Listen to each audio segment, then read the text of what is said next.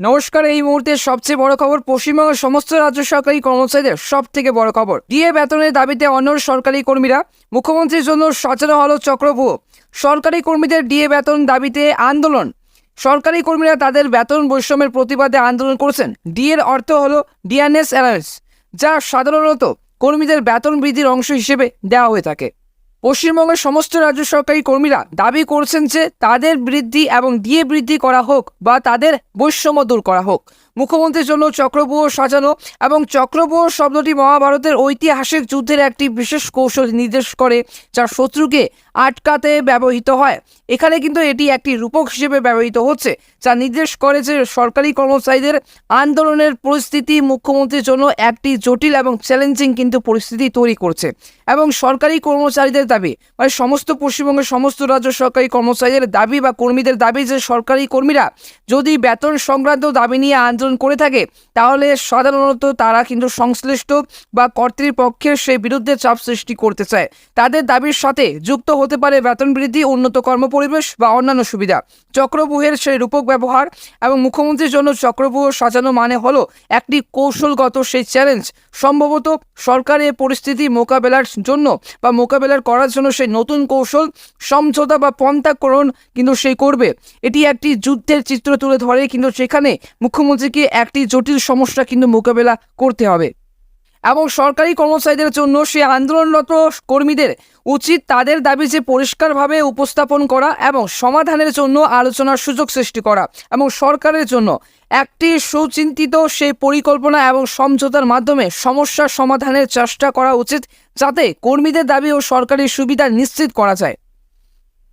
তবে এই মুহূর্তে মুখ্যমন্ত্রী সেই প্রতিশ্রুতি পূরণ না করায় সরকারি কর্মীরা বিধানসভা অধিবেশনে তীব্র আন্দোলনের পরিকল্পনা করছেন, এবং সেই রাজ্যের সরকারি কর্মচারীরা বা কর্মীরা মুখ্যমন্ত্রীর কর্তৃক প্রতিশ্রুতি দেওয়া সত্ত্বেও দীর্ঘদিন ধরে যে অমীমাংসিত এবং দাবির কারণে ক্ষুব্ধ।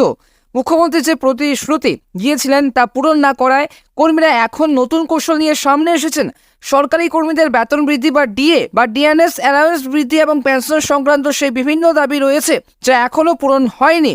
সেই প্রতিশ্রুতির বাস্তবায়ন না হওয়ার কর্মীরা এখন বিধানসভা অধিবেশনের প্রথম দিন থেকে কিন্তু তীব্র আন্দোলনের প্রস্তুতি নিচ্ছেন। দাবির সারমর্ম সেই বেতন বৃদ্ধি, ডিএ বৃদ্ধি, পেনশন বৃদ্ধি, এবং তিনটি এই যে দাবির জন্য সে আন্দোলন করছেন তারা, এবং দাবির সারমর্ম বেতন বৃদ্ধি, ডিএ বৃদ্ধি, পেনশন বৃদ্ধি। সরকারি কর্মীরা তাদের যে বেতন বাড়ানোর দাবি করছেন, তাদের মতে বর্তমান বেতন কাঠামো তাদের কিন্তু জীবনযাত্রার মানে সঙ্গে কিন্তু সেই সঙ্গতিপূর্ণ নয়। ডিএ বৃদ্ধি বা ডিএনএস অ্যালাউন্স, ডিএ বৃদ্ধির দাবি সেই তাদের অন্যতম প্রধান দাবিগুলির একটি। অর্থনৈতিক চাপ এবং মূল্যস্ফীতির সেই পরিপ্রেক্ষিতে এটি একটি জরুরি প্রয়োজন বলে কিন্তু তারা মনে করেছেন। পেনশন বৃদ্ধি, অবসরপ্রাপ্ত কর্মীদের যে পেনশন বৃদ্ধি করার দাবিও রয়েছে। পেনশন বৃদ্ধির মাধ্যমে অবসরপ্রাপ্ত কর্মীদের যে আর্থিক সুরক্ষা নিশ্চিত করা যেতে পারে বলে কিন্তু তারা দাবি করছেন। বিধানসভা অধিবেশনের শুরুতে এই আন্দোলন শুরু করার পরিকল্পনা করেছেন সরকারি কর্মীরা। আন্দোলন সফল করতে তারা বিভিন্ন কিন্তু কৌশল অবলম্বন করবেন, যেমন বিধানসভা ভবনের সেই বাইরে বিক্ষোভ এবং গণস্বাক্ষর অভিযান এবং মিডিয়া ক্যাম্পেইন।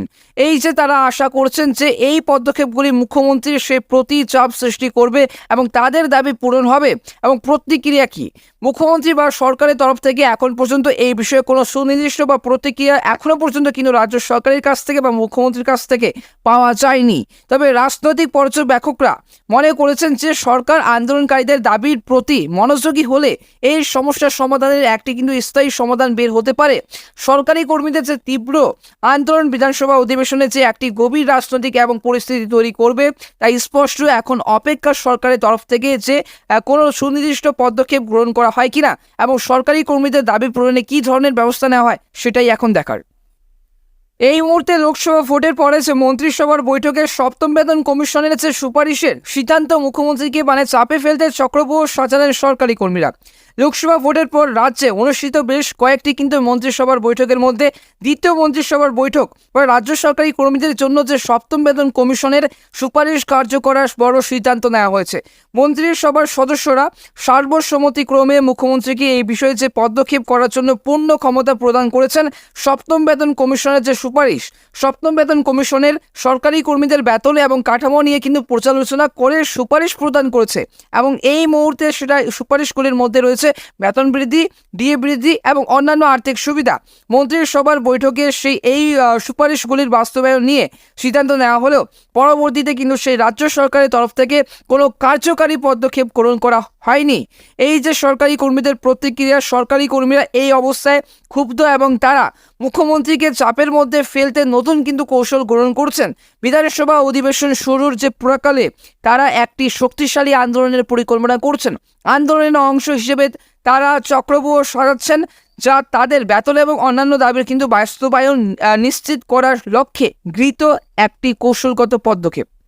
এবং চক্রব্যূহের এই যে কৌশল, সরকারি কর্মীরা আন্দোলনের জন্য পরিকল্পিত সেই চক্রব্যূহ এর মধ্যে অন্তর্ভুক্ত হতে পারে। বিধানসভা ভবনের সামনে বিক্ষোভ, বিধানসভা অধিবেশনে চলাকালীন সময়ে তারা বিক্ষোভ প্রদর্শন করবে। এবার গণস্বাক্ষর অভিযান, তাদের দাবি তুলে ধরতে সেই গণস্বাক্ষর সংগ্রহ করবে। মিডিয়া ক্যাম্পেইন মানে মিডিয়ার মাধ্যমে ব্যাপক প্রচার কিন্তু চালিয়ে জনমতকে তাদের দাবি প্রতি সমর্থন অর্জন করবে। এবং মুখ্যমন্ত্রীর দায়িত্বটা কি? মুখ্যমন্ত্রীকে এখন দ্রুত কার্যকরী সেই পদক্ষেপ গ্রহণ করতে হবে। মন্ত্রিসভার বৈঠকে সিদ্ধান্ত হওয়া সত্ত্বেও কার্যকর পদক্ষেপ না নেওয়ার কর্মীদের মধ্যে ক্ষোভ বেড়েছে। এখন মুখ্যমন্ত্রী এবং রাজ্য সরকারকে এই বিষয়টি কিন্তু গুরুত্ব সরকারের গ্রহণ করে দ্রুত সমাধানের কিন্তু পথে এগোতে হবে। এই পরিস্থিতি রাজ্য সরকারের জন্য একটি চ্যালেঞ্জ হিসেবে কিন্তু উপস্থিত হয়েছে। সরকারি কর্মীদের দাবির এই যে প্রতি গুরুত্ব দেওয়ার পাশাপাশি মুখ্যমন্ত্রীকে এখন কার্যকরী পদক্ষেপ গ্রহণের মাধ্যমে সমস্যার সমাধান করতে হবে।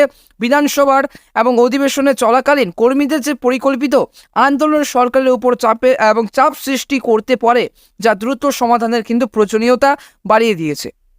এই মুহূর্তে সপ্তম বেতন কমিশনের যে সুপারিশ বাস্তবায়নে মুখ্যমন্ত্রীর দায়িত্ব, সরকারি কর্মচারীরা আশায় বুক বাঁধলেও অগ্রগতি নেই। এবং সম্প্রতি রাজ্য সরকারি কর্মচারীদের জন্য বহুল প্রতীক্ষিত এবং সেই প্রতীক্ষিত সপ্তম বেতন কমিশনের যে সুপারিশ বাস্তবায়নে ইঙ্গিত দিয়েছিল, এই ঘোষণার পর যে মুখ্যমন্ত্রীর নেতৃত্বে বা মুখ্যমন্ত্রীর ক্ষমতায় অনুষ্ঠিত মন্ত্রিসভার বৈঠকে এই বিষয়ে কিন্তু বিস্তারিত আলোচনা করা হয়। মন্ত্রিসভা এবং সিদ্ধান্ত নিয়েছিল যে সপ্তম বেতন কমিশনের যে সুপারিশগুলি বাস্তবায়নের পূর্ণ ক্ষমতা কিন্তু দেওয়া হবে মুখ্যমন্ত্রীকে।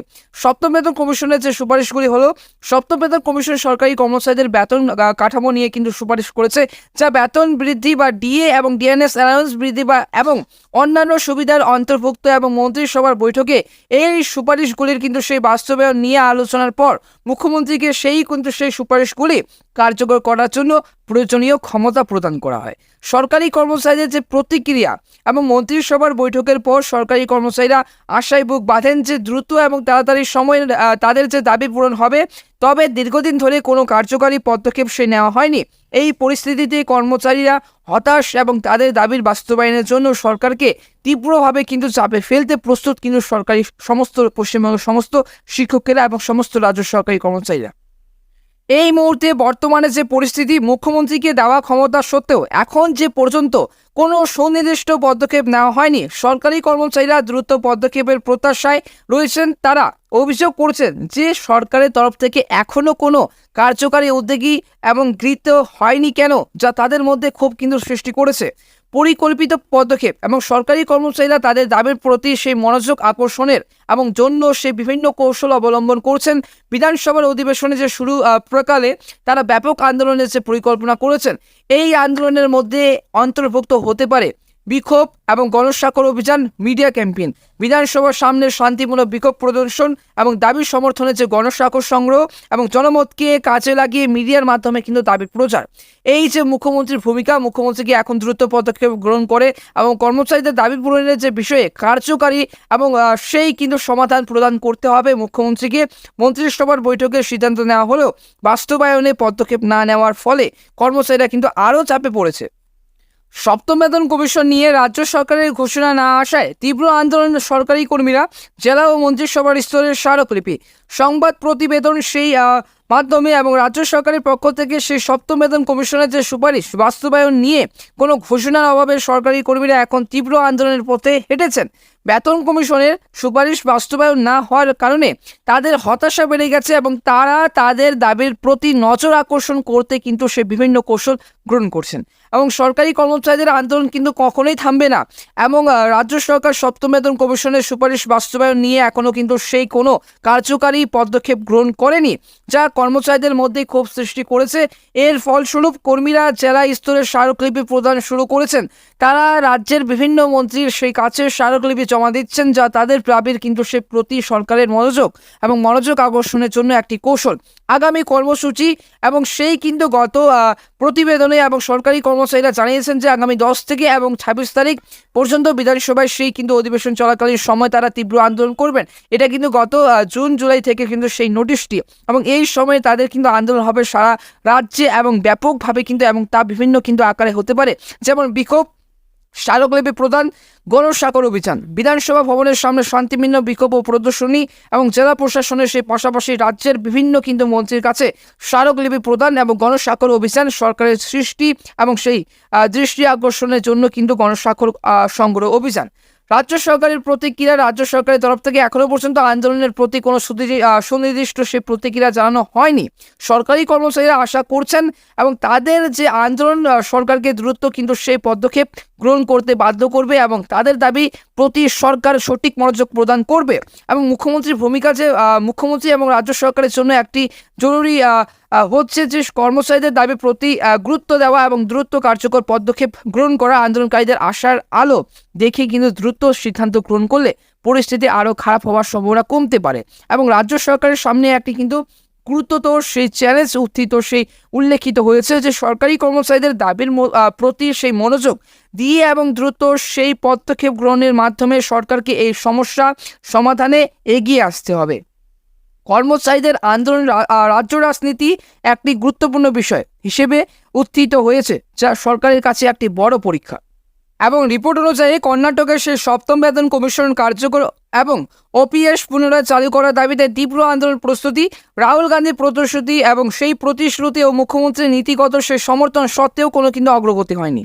কর্ণাটকের সরকারি কর্মচারীরা এখন তীব্র আন্দোলনের পথে যাচ্ছেন এবং সপ্তম বেতন কমিশন কার্যকর এখনও কিন্তু সেই পুরনো ওপিএস ওল্ড পেনশন স্কিম পুনরায় কিন্তু চালু করার দাবিতে তাদের দাবি প্রতি রাজ্য সরকারের অব্যাহত নীরবতা এবং কোনো কার্যকরী পদক্ষেপ গ্রহণ না করা নিয়ে ক্ষোভ বেড়েছে।